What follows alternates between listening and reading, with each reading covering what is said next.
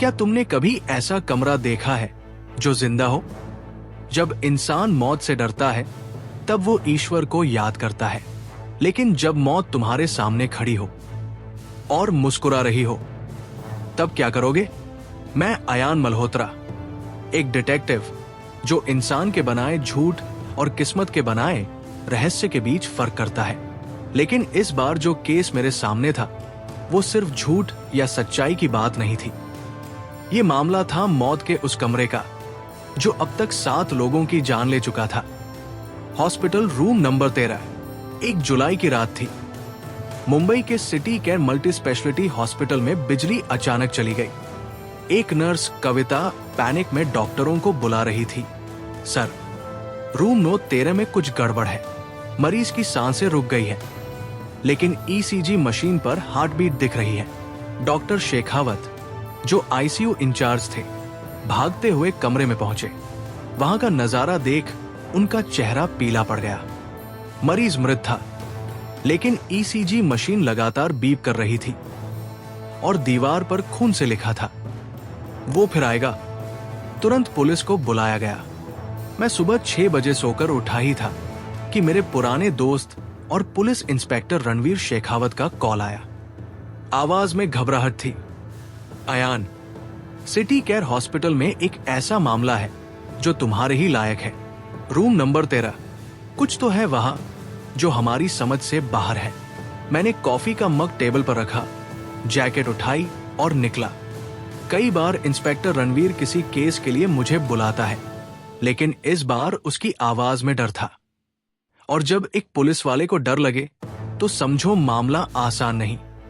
मैं हॉस्पिटल पहुंचा। Room number 13 को सील किया गया था। चारों तरफ अफरात फरी का माहौल था। नर्सें फुसफुसा रही थी, इस बार 7वां मरा है। वो कमरा अब शापित हो चुका है। मैंने दरवाजा खुलवाया और अंदर गया। कमरे में अजीब सी ठंड थी। पसीने के बावजूद मैंने जैकेट नहीं उतारी।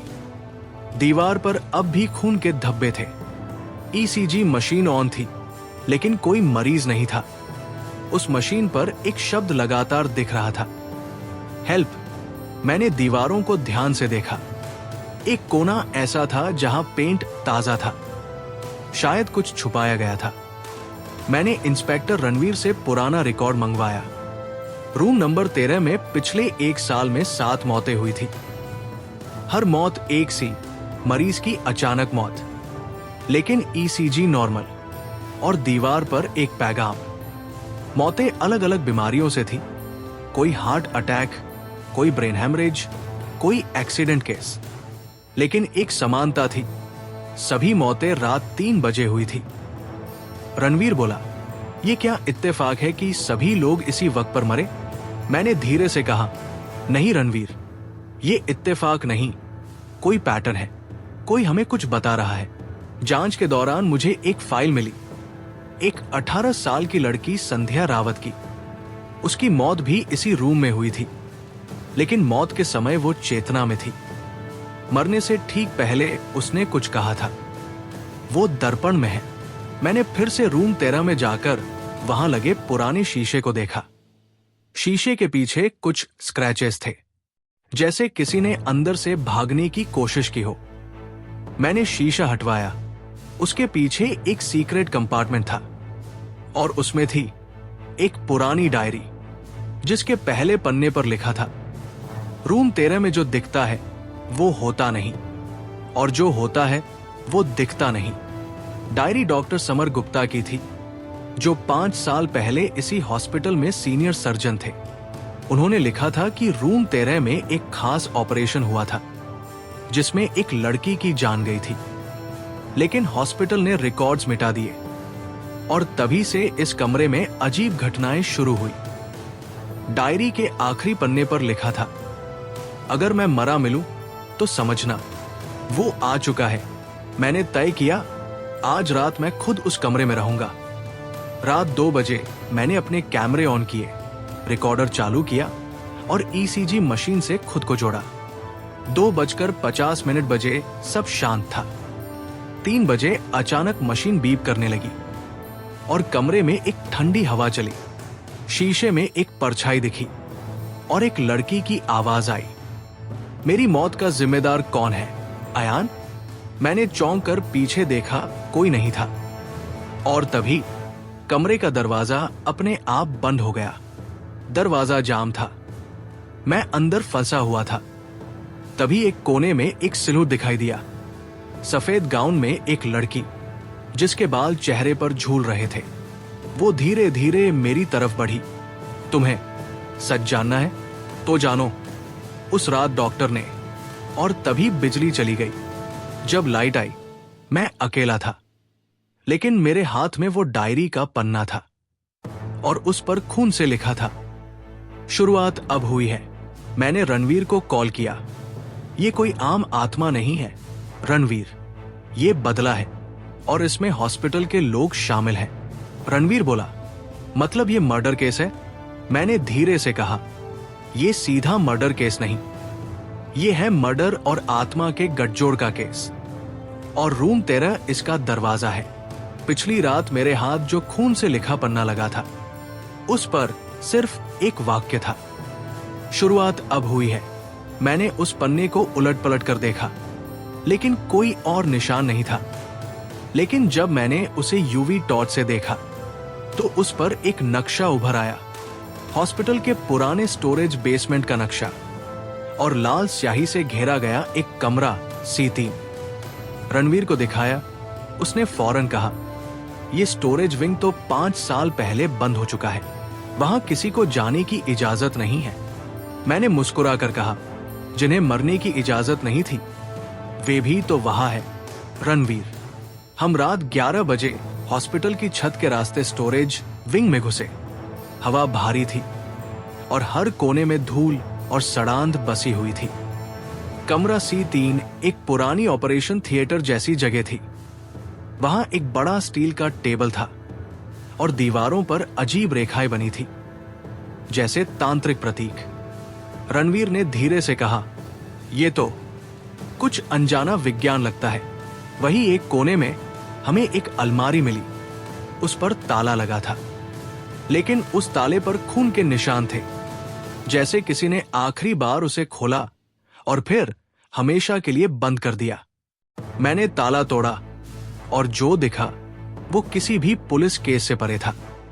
एक मम्मी की तरह लिपटी लड़की की लाश, उसके गले में वही हॉस्पिटल टैग, संध्या रावत। पास ही एक रजिस्टर मिला ऑपरेशन रिकॉर्ड का, उसमें संध्या का नाम था। तारीख 5 जुलाई 2020, लेकिन हॉस्पिटल के डिजिटल सिस्टम में उसका कोई रिकॉर्ड नहीं था। डायरी और रिपोर्ट से पता चला डॉक्टर समर गुप्ता ने एक एक्सपेरिमेंटल सर्जरी की थी संध्या पर, उसकी सहमति के बिना। ऑपरेशन के दौरान वो मर गई, लेकिन हॉस्पिटल के मैनेजमेंट ने इसे छुपाया और डॉक्टर ने उसे बेसमेंट में छुपा दिया। मैंने धीरे से कहा, यह सिर्फ एक आत्मा की कहानी नहीं है रणवीर, ये उन लोगों की सजा है जिन्होंने इंसानियत के नाम पर हत्या की। रणवीर ने एक पुरानी हार्ड ड्राइव निकलवाई जो स्टोरेज रूम से मिली थी। जब हमने फुटेज देखा तो रूह कांप उठी। एक वीडियो में दिखा डॉक्टर समर संध्या को स्ट्रेचर पर रूम 13 में ला रहा था, लेकिन संध्या पूरी तरह होश में थी। वो चिल्ला रही थी, ये ऑपरेशन मत करो, मैं मर जाऊंगी। और फिर वो रिकॉर्डिंग एक अजीब दृश्य पर खत्म हुई। संध्या का चेहरा कैमरे की ओर देखते हुए और उसके होंठों से एक शब्द, वापस आऊंगी। अब सब कुछ जुड़ रहा था। रूम 13 में जो भी आता, संध्या की आत्मा उसे चेतावनी देती, लेकिन अगर कोई उसकी कहानी समझने की कोशिश करता तभी वो संकेत देती। मैंने तय किया, अगली रात मैं फिर से उस कमरे में रहूंगा। इस बार रणवीर बाहर CCTV से मुझे मॉनिटर करेगा। रात 2:50, सब सामान्य था। 3 बजे वही हुआ, पर इस बार और ज्यादा डरावना। कमरे में दरवाजा अपने आप बंद हुआ। ECG मशीन फिर चालू हो गई और इस बार वहां सैंडिया खुद खड़ी थी। उसने धीरे से कहा, तुमने मुझे ढूंढा है अयान, अब मेरी बात सुनो। संध्या की आत्मा ने बताया, डॉक्टर समर ने मुझ पर एक्सपेरिमेंट किया क्योंकि मैं गरीब थी। उन्होंने कहा था कि अगर मैंने मुंह खोला तो मेरे परिवार को भी मार देंगे, लेकिन मैं मर गई और अब मैं चाहती हूं कि उन्हें सजा मिले। वो अब भी जिंदा है, अयान, लेकिन नाम बदल चुका है और यहीं इस हॉस्पिटल में है। मैंने पूछा, कौन है वो? उसने कहा, डॉक्टर समर अब डॉक्टर शिवांश गोयल के नाम से जाना जाता है। और तभी संध्या की आत्मा हवा में गायब हो गई और मेरे हाथ में एक नाम की पर्ची रह गई, doctor Shivansh Goyal, department of neurology. मैंने तुरंत रणवीर को बताया। हमने डॉक्टर शिवांश को ट्रैक किया, जो इस हॉस्पिटल में अब तक वरिष्ठ न्यूरोलॉजिस्ट के रूप में काम कर रहा था। झूठे दस्तावेजों के सहारे रणवीर ने उसे गिरफ्तार किया। पहले तो वो चुप रहा, लेकिन जब संध्या के शव की तस्वीर उसके सामने रखी गई, वो चिल्ला पड़ा, उसका भूत मुझे हर रात दिखाई देता है, मैं पागल हो रहा हूं। हमने संध्या के शव का अंतिम संस्कार करवाया। पूरे हॉस्पिटल में एक अजीब सन्नाटा था। लेकिन उस दिन के बाद रूम नो 13 में कभी कोई अनहोनी नहीं हुई। रणवीर ने मुझसे पूछा, क्या आत्मा को मुक्ति मिल गई? मैंने खिड़की से बाहर देखते हुए जवाब दिया, हो सकता है, लेकिन रूहों की दुनिया सीधी नहीं होती रणवीर। कभी कभी वो वापस आती है, एक और अधूरी कहानी लेकर। कुछ राज ऐसे होते हैं जो सिर्फ उजागर होने के लिए नहीं, बल्कि किसी को नष्ट करने के लिए बनाए जाते हैं। जब डॉक्टर शिवांश उर्फ डॉक्टर समर गुप्ता की गिरफ्तारी हुई तो लगा कि केस खत्म हो गया है। संध्या की आत्मा को मुक्ति मिल गई और रूम 13 ने आखिरकार चैन की सांस ली। लेकिन मुक्ति का भ्रम ज्यादा दिन नहीं टिकता। 14 अगस्त की सुबह हॉस्पिटल के स्टाफ ने मुझे कॉल किया, सर, रूम नंबर 13 फिर से खुल गया है अपने आप, और एक नई मौत हो चुकी है। मैं कुछ पल चुप रहा, फिर बस इतना कहा, किसकी? नर्स ऋतु की, जो संध्या की फाइलों की जांच कर रही थी। ऋतु की लाश रूम 13 में मिली, लेकिन वो पूरी तरह शांत लग रही थी। चेहरे पर कोई डर नहीं, लेकिन उसकी आंखें खुली थी, जैसे मरते वक्त वो कुछ देख रही थी। रणवीर ने कहा, डॉक्टर शिवांश अब जेल में है। फिर ये कैसे? मैंने जवाब दिया, शायद ये सिर्फ शिवांश का किया हुआ नहीं था, शायद इसमें और भी लोग शामिल थे। और ये आत्मा अब नहीं, बल्कि पूरा तंत्र है जो अब भी जिंदा है। मुझे ऋतु के रूम से एक ऑडियो रिकॉर्डर मिला। उसमें उसने कुछ दिन पहले की एक बातचीत रिकॉर्ड की थी। उसकी आवाज थी। मैंने हॉस्पिटल के मैनेजमेंट फाइल्स में देखा है, संध्या सिर्फ एक पीड़िता नहीं थी, उस जैसी और भी 5 लड़कियां थी जिनका नाम कभी रजिस्टर में नहीं आया। और फिर एक और आवाज, तुम ये फाइल्स भूल जाओ ऋतु, वरना अगली होगी तुम। ऋतु ने उस धमकी को नजरअंदाज किया और उसी रात उसकी मौत हुई। मैंने दोबारा रूम 13 को खंगाला। उस बार एक दीवार कुछ अलग सी लगी। लकड़ी पर हल्की थाप दी तो आवाज अंदर से खोखली आई। हमने दीवार तोड़ी और उसके अंदर जो मिला उसने मेरे होश उड़ा दिए। 5 छोटे ताबूत, हर ताबूत पर एक नाम, नेहा, कोमल, आफिया, रूपा, आशा। सभी लड़कियां जो कभी हॉस्पिटल में एडमिट हुई, लेकिन कभी डिस्चार्ज नहीं हुई, और जिनका कोई रिकॉर्ड आज तक नहीं मिला। रणवीर बगल में खड़ा था, उसका चेहरा सफेद पड़ चुका था। मतलब डॉक्टर शिवांश अकेला नहीं था। मैंने कहा, यह एक पूरा रैकेट था, एक शैतानी मेडिकल ट्रायल, और हॉस्पिटल का मैनेजमेंट खुद इसमें शामिल था। हमने उन शवों का पोस्टमार्टम करवाया। सभी की मौत का तरीका एक जैसा, जहर, इंजेक्शन के जरिए। पर सबसे अजीब बात यह थी, हर लड़की के दिल के पास एक छोटा पेपर फंसा हुआ था। हर पेपर पर वही शब्द, रूम 13 वापस आएगा।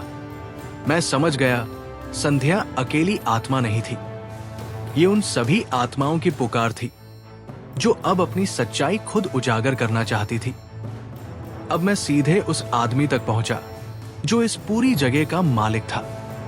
Doctor Mukul Arora hospital chairman.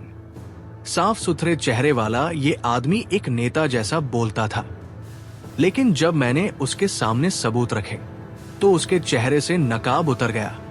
Doctor summer मेरा हिस्सा था, बस थोड़ा ज्यादा आगे निकल गया, लेकिन हमने कई जिंदगियां बचाई हैं अयान, और वो सब सिर्फ कोलैटरल डैमेज था। मैंने कहा, मरे हुए इंसानों को आंकड़ों में मत बदलो डॉक्टर अरोड़ा, अब वो खुद तुम्हारे लिए सजा बनकर लौट आए हैं। रणवीर ने उसे अरेस्ट किया। राज्य सरकार ने हॉस्पिटल को सील कर दिया। रूम नंबर 13 को तोड़ने का आदेश दिया गया। रात के 2 बजे का वक्त था जब बुलडोजर ने दीवारें गिरानी शुरू की, लेकिन 3 बजे पूरा हॉस्पिटल अचानक हिल गया।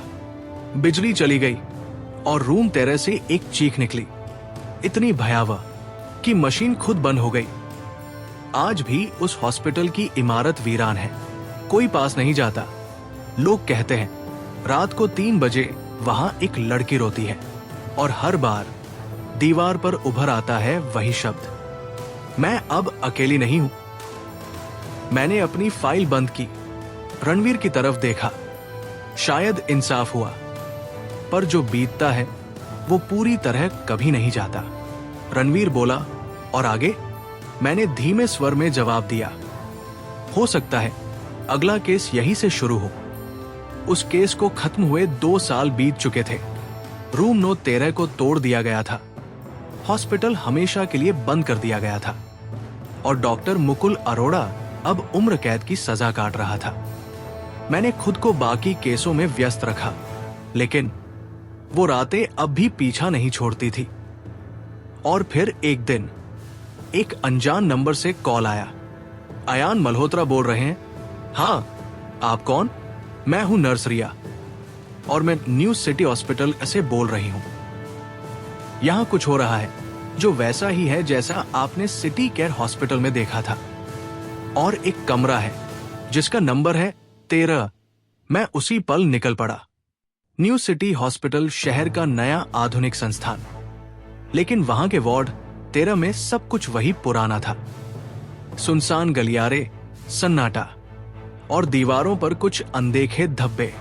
रिया ने बताया, पिछले 2 महीनों में यहां 3 मरीजों की रहस्यमयी मौत हो चुकी है, और हर बार ईसीजी मशीन चलती रहती है, पर मरीज मर चुके होते हैं। मैं चौंक गया, ये वही पैटर्न था।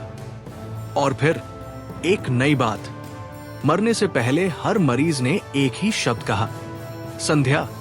रूम 13 में घुसते ही मेरी सांसें भारी होने लगी।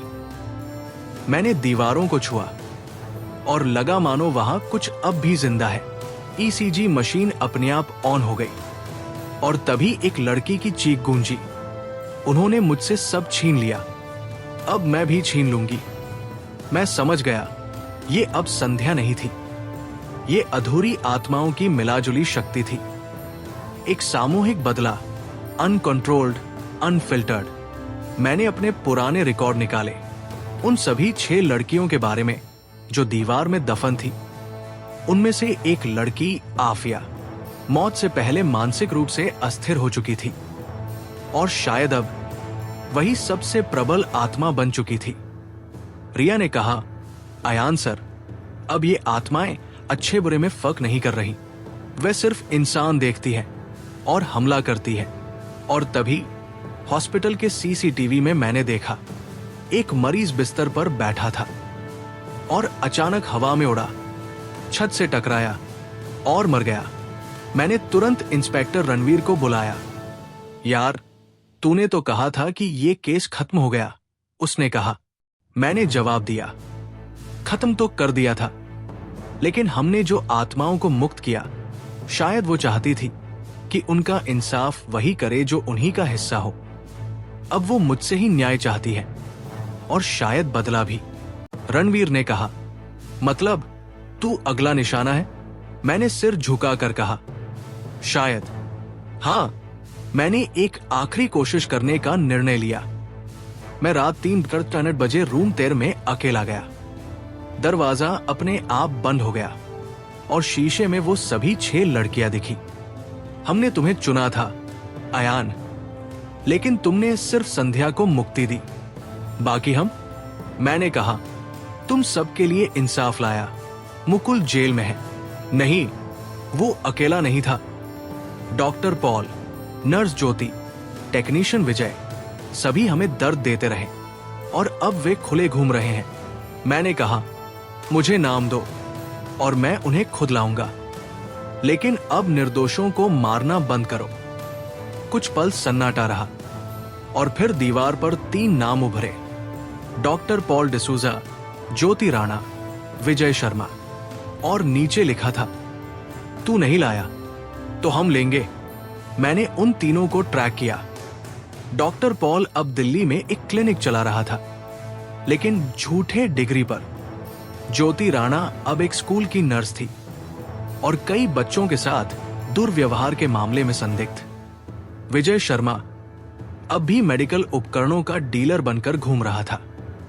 मैंने सबूत इकट्ठे किए और रणवीर की मदद से तीनों को कानून के हवाले किया। रात को जब मैं फिर रूम 13 में गया, वहां की हवा शांत थी। ईसीजी मशीन शांत। दीवार पर कुछ नहीं था, सिर्फ एक हल्की सी आवाज, अब हम जा रहे हैं। अयान, धन्यवाद। मैंने वापस अपनी डायरी बंद की। तो क्या अब यह केस पूरी तरह खत्म हो गया? रणवीर ने पूछा। मैंने मुस्कुराकर कहा, शायद हाँ, लेकिन क्या? मैंने खिड़की से बाहर देखा। वहां एक नई इमारत बन रही थी। उस पर बड़ा बोर्ड लगा था, city life care, new wing inaugurating soon, और उसके नीचे एक line, room series 101 to 113, including room 913। मैंने धीरे से कहा, कुछ राज मिटाए नहीं जाते रणवीर, वे बस जगह बदल लेते हैं। अगर आपको यह वीडियो पसंद आया हो तो कृपया हमारे चैनल को सब्सक्राइब करें